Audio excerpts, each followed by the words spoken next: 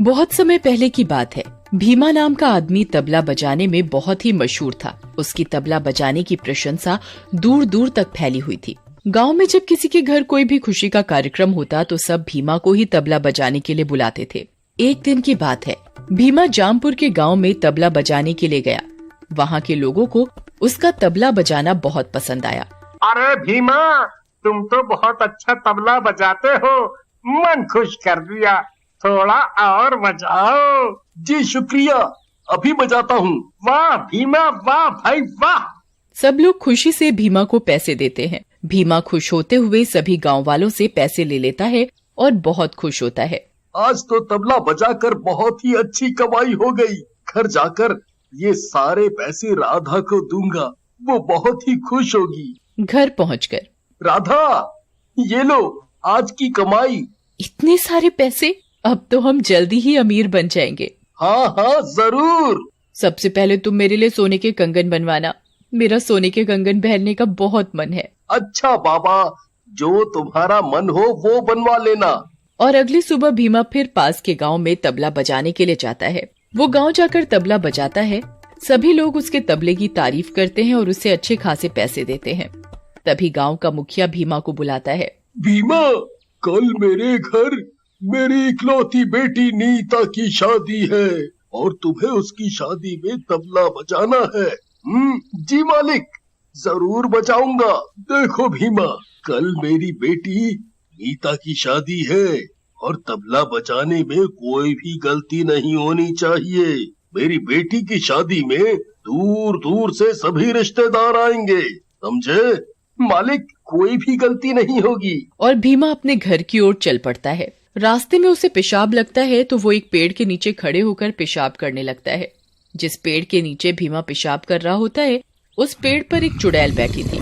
तभी भीमा को कुछ आवाज सी आती है। कौन है? कौन है? भीमा डर जाता है और मन ही मन कहता है, अरे राम, ये किसकी आवाज है?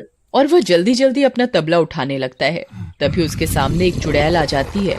भीमा बहुत बुरी तरह डर जाता है और वो अपना तबला उठाकर बहुत तेज भागता है। चुड़ैल भी भीमा के तबले में समा जाती है और भीमा को पता ही नहीं चलता। वो जल्दी जल्दी घर आ जाता है। राधा, कहाँ हो तुम? अरे क्या हुआ? तुम इतने घबराए हुए क्यों हो? क्या हुआ? भीमा राधा को सारी बात बताता है। अब क्या होगा रे? चुड़ैल अगर हमारे घर तक आ गई तो? तुम डरो मत, ऐसा कुछ नहीं होगा। और अगले दिन, राधा, जल्दी खाना दो, मुझे मुखिया की बेटी की शादी में जाना है, कहीं देर ना हो जाए। मुखिया को नाराज करना ठीक नहीं होगा। मुखिया अपनी बेटी की शादी में ढेर सारा इनाम भी देंगे ना? हाँ, देंगे। ये कहकर भीमा मुखिया के घर पहुंच जाता है। मुखिया के घर बहुत से रिश्तेदार आए हुए थे। बहुत ही सुंदर सजावट हो रही थी। सब लोग मुखिया के घर शादी में आए हुए थे। घर में हंसी खुशी का माहौल था। भीमा, तुम तबला बजाना शुरू करो। जी मुखिया जी। तभी अचानक मुखिया के घर से चीखने की आवाज आती है। सभी लोग घर के अंदर भागते हैं तो सबकी आंखें फटी की फटी रह जाती हैं।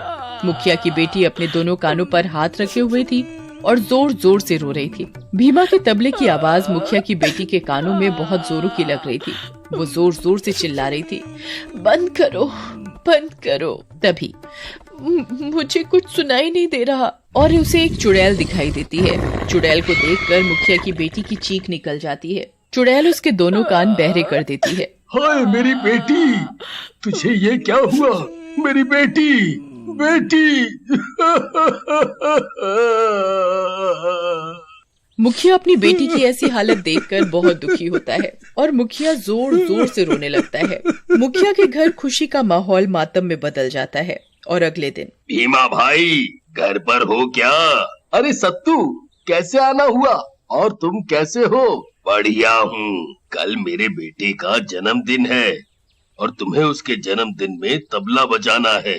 तुम आओगे ना? हाँ हाँ, क्यों नहीं, जरूर बजाऊंगा। तो ठीक है, कल शाम को समय पर पहुँच जाना।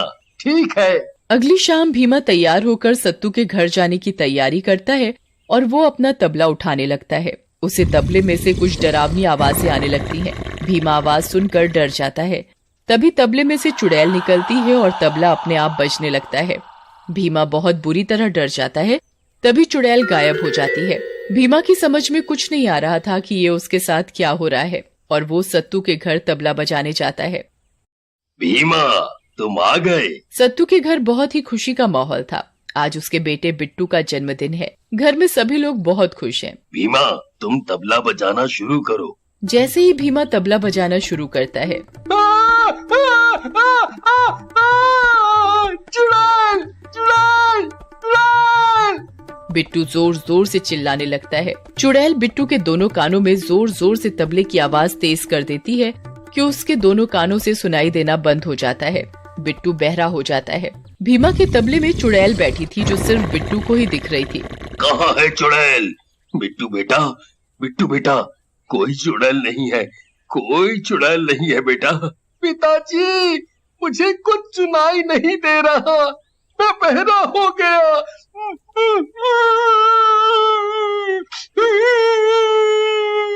बिट्टू का जन्मदिन दुख में बदल जाता है।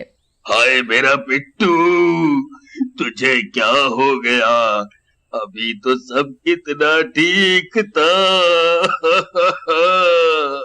बेचारे बिट्टू के साथ बहुत बुरा हुआ। पहले मुखिया की बेटी के साथ ये सब हुआ, अब बिट्टू के साथ ठीक नहीं है। अब बिट्टू के साथ सभी लोग अपने अपने घर चले जाते हैं। कुछ दिनों के बाद गांव में एक प्रतियोगिता का आयोजन था। सभी लोग अपना हुनर दिखाने के लिए उसमें भाग ले रहे थे। क्यों ना मैं भी इस प्रतियोगिता में भाग लूं? जो जीतेगा उसे अच्छा खासा इनाम मिलेगा।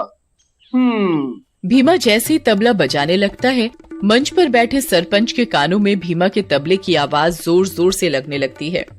भीमा के तबले में बैठी चुड़ैल तबले की आवाज बहुत तेज कर देती है, जिससे सरपंच के दोनों कानों से सुनाई देना बंद हो जाता है। हाय, मर गया रे मेरे कान। अरे कोई सुनो रे, मेरे कानों को क्या हो गया? कोई बचाओ रे, मुझे कुछ सुनाई नहीं दे रहा। सरपंच जी, आप ठीक तो है ना? अरे समझ में नहीं आ रहा, आखिर इस गांव में हो क्या रहा है? जब किसी के यहाँ कोई भी उत्सव होता है तो उसके घर कोई ना कोई बहरा हो जाता है। पहले मुखिया जी की बेटी के साथ ऐसा हुआ, फिर बिट्टू, अब सरपंच जी। मुझे तो लगता है इस गांव पर बहुत बड़ी मुश्किल आने वाली है। तभी गांव का एक आदमी कहता है, मुझे तो यह सब भीमा का करा धरा लगता है। जब भीमा किसी के आयोजन में तबला बजाने जाता है, तब कोई ना कोई बहरा हो जाता है। हाँ, हो, तुम सही बोल रहे हो। हो, अरे भाई, मैंने कुछ नहीं किया, मुझे मत मारो। मैंने कुछ नहीं किया, मुझे कुछ नहीं पता कि ये सब कैसे हो रहा है। मैं तो सिर्फ तबला बजाता हूँ, मेरा इसमें कोई हाथ नहीं है। मुझे जाने दो, मुझे जाने दो।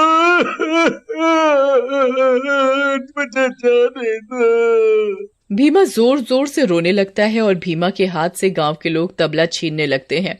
तभी उसमें से एक चुड़ैल निकलती है। चुड़ैल, चुड़ैल, भागो रे भागो, अरे चुड़ैल है। गांव के सभी लोग चुड़ैल को देखकर बहुत बुरी तरह डर जाते हैं। चुड़ैल भीमा का तबला बड़ी जोर जोर से बजाने लगती है। अरे मेरे कान, ये चुड़ैल तो मुझे ही मार डालेगी। कोई रोको इस चुड़ैल को, मर गया रे। ये तो मुझे बहरा करके ही छोड़ेगी। चुड़ैल और जोर से बजाने लगती है। अरे ये चुड़ैल तो हम सबको बहरा कर देगी, कुछ करो। तभी एक आदमी हिम्मत जुटाकर चुड़ैल से तबला छीनने की कोशिश करता है, तो चुड़ैल उसका गला पकड़कर दूर फेंक देती है। तभी एक आदमी एक तांत्रिक को बुलाकर लाता है और उसे तबले की चुड़ैल के बारे में सारी बात बताता है। तांत्रिक कुछ देर आंख बंद कर चुपचाप खड़ा हो जाता है। वो अपने हाथ में कुछ भस्म लेकर मंत्र पढ़ता है और वो भस्म लेकर तबले के ऊपर फेंकता है तो तबला जलकर भस्म हो जाता है, तो चुड़ैल भी जलकर मर जाती है। चुड़ैल के मरते ही वो सभी लोग ठीक हो गए जिनको सुनाई देना बंद हो गया था। उन्हें पहले की तरह ही सुनाई देने लगा था।